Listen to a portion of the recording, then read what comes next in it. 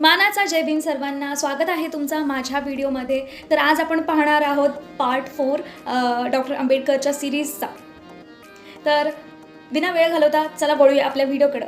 US मधनं परतल्यानंतर बाबासाहेबांना सुरक्षण सचिव म्हणून काम मिळालं होतं की बरोदामध्ये. ज्या वेळेस बाबासाहेब काम करीत होते त्यांना त्यावेळेस अस्पृश्य आणि अपमान हा नेहमीच सतत त्रास करायचा. त्यांना कसंही हे सगळं थांबवायचं होतं आणि त्याकरिता त्यांनी 1920 मध्ये इंग्लंडमध्ये जाऊन स्वखर्चाने त्यांनी त्यांचा पूर्णपणे अभ्यास करून घेतला होता.